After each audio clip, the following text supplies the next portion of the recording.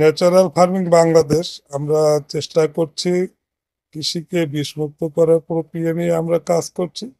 সারা দেশে কিছু কিছু সদস্য ইতিমধ্যে আমাদের সাথে যুক্ত হয়েছেন এবং যারা যুক্ত হয়েছেন তাদেরকে আমরা গাইড করছি। ইনশাল্লাহ আমরা ন্যাচারাল কৃষি নিয়ে একটা ভালো এখানে যারা যারা যুক্ত আছেন তারা সরকারের কাছে একটা দাবি করেন যে অন্তত প্রতি উপজেলাতে একটা করে ন্যাচারাল ফার্মিং এর ইউনিট স্থাপন করার জন্য, যেখান থেকে সারা দেশের চাষিরা রাসায়নিক মুক্ত চাষাবাদটা শিখতে পারে এবং এটা কার্যকর করতে পারে। এই দাবিটা যদি তোলা যায় তাহলে সেখানে সরকার কৃষি বিভাগের মাধ্যমেই এটা বাস্তবায়ন করতে পারে। কৃষিতেও রাসায়নিক মুক্ত করার জন্য অনেক প্রক্রিয়া আছে। আমরা চাই দেশকে রাসায়নিক মুক্ত করা হোক, এখান থেকে প্রচুর টাকা গভর্নমেন্ট বাঁচাতে পারে। দ্বিতীয় নাম্বার হচ্ছে মানুষের খাদ্যটা নিরাপদ হবে।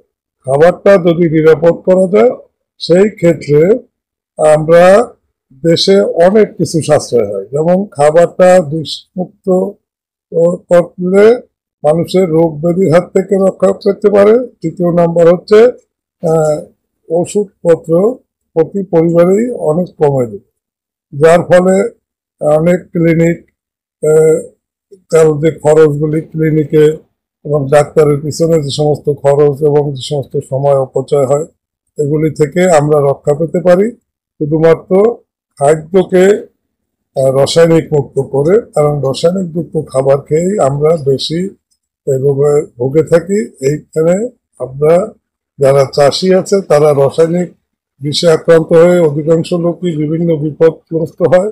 এখানে সবাইকে আবেদন জানাই যে আপনারা যার যার জায়গা থেকে সরকারের কাছে আবেদন করেন যাতে ন্যাচারাল ফার্মিং এগুলি সরকারি পর্যায়ে প্রশিক্ষণের ব্যবস্থা করা হয়, যার ফলে আমরা সারা দেশে রাসায়নিক মুক্ত খাদ্য নিয়ে এগিয়ে যেতে পারি।